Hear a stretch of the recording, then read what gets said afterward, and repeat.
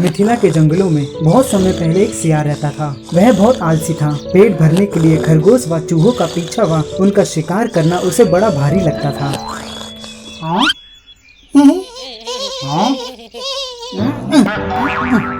शिकार करने में परिश्रम तो करना ही पड़ता है, जो उसे पसंद नहीं था। बस दिन भर सोता ही रहता था, लेकिन दिमाग उसका शैतानी था। यही तिगड़म लगाता रहता कि कैसे ऐसी जुगत लड़ाई जाए जिससे बिना हाथ पैर हिलाए भोजन मिलता रहे। खाए और सो गए। एक दिन उसी सोच में डूबा वह सियार एक झाड़ी में दुबका बैठा था। तभी उसे बाहर चूहों की टोली उछल कूद व भाग दौड़ करते हुए दिखाई दी। रुक जाओ तुम सब।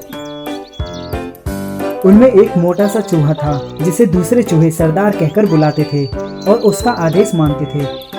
तुम्हें इस तरह से भाग दौड़ नहीं करनी चाहिए। अगर किसी लोमड़ी या सियार की नजर हम पर पड़ गई तो हमारे समूह के लिए बहुत बड़ा खतरा होगा। तुम्हें जल्द से जल्द अपने झुंड में लौट जाना चाहिए। सियार उन्हें देखता रहा। उसके मुंह से लार टपकती रही। फिर उसके दिमाग में एक तरकीब आई। सभी लोग अपने घर पहुंच चुके हैं, अब तुम्हें भी जाना चाहिए। जाओ।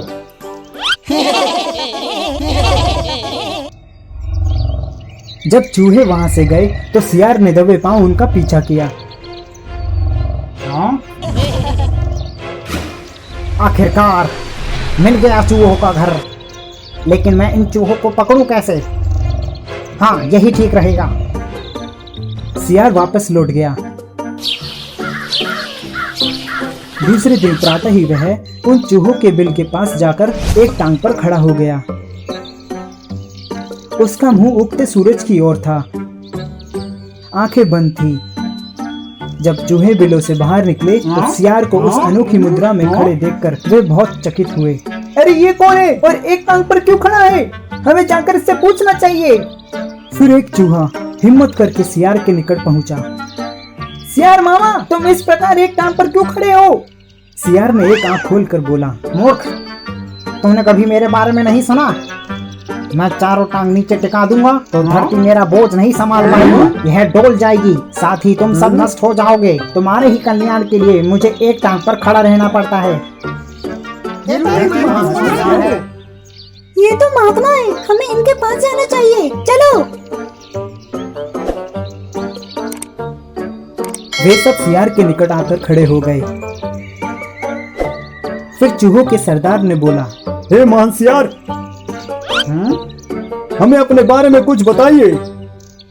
मैंने सैकड़ों वर्ष हिमालय पर्वत पर एक टांग पर खड़े होकर तपस्या की। मेरी तपस्या समाप्त होने पर सभी देवताओं ने मुझ पर फूलों की वर्षा की। भगवान ने प्रकट होकर कहा कि मेरे तप से मेरा भार इतना हो गया है कि मैं चारों पैर धरती पर रखूं तो धरती गिरती हुई ब्रह्मांड को फोड़कर दूसरी ओर निकल जाएगी। धरती मेरे कृपा पार ही टिकी रहेगी। तब से मैं एक टांग पर ही खड़ा हूँ। मैं नहीं चाहता कि मेरे कारण दूसरे जीवों को कष्ट पहुँचे।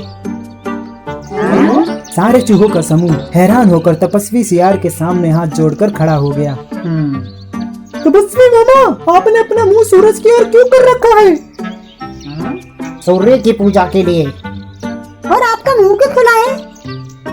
हवा खाने के लिए। मैं केवल हवा खाकर जिंदा रहता हूँ। मुझे खाना खाने की जरूरत नहीं पड़ती। मेरा तप केवल हवा को ही पेट में भांति भांति पकवानों में बदल देता है। उसकी इस बात को सुनकर चूहों पर जबरदस्त प्रभाव पड़ा। अब सियार की ओर से उनका सारा भय जाता रहा। अपनी बात का असर चूहों पर होता देख मक्कार सियार दिल ही दिल में खूब हंसा। अब चूहे महातपस्वी सियार के भक्त बन गए। सियार एक टांग पर खड़ा रहता और चूहे उसके चारों ओर बैठकर ढोलक, मजीरे, खड़ताल और चिमटे लेकर उसके भजन गाते।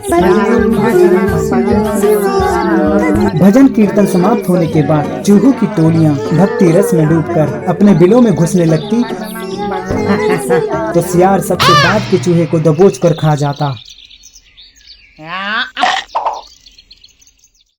फिर रात भर आराम करता, सोता और डकारे लेता।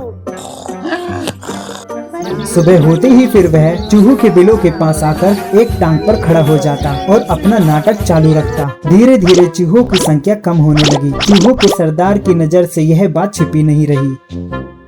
एक दिन सरदार ने सियार के पास जाकर पूछ ही लिया, हे महात्मा सियार, मेरी आपसे एक विनती है। बोलो, क्या विनती है तुम्हारी? कृपया मुझे ये बताइए कि कुछ दिनों से मेरी टोली के चूहे मुझे कम होते नजर आ रहे हैं। ऐसा क्यों हो रहा है? क्या आप बता सकते हैं?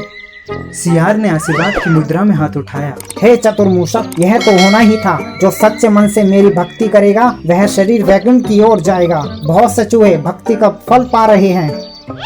चूहों के सरदार को यह जानकर तसल्ली तो मिली, लेकिन तभी उसने देखा कि सियार मोटा हो गया है। कहीं उसका पेट ही तो वह वैकुंठ लोक तो नहीं जहाँ चूहे जा रहे हैं।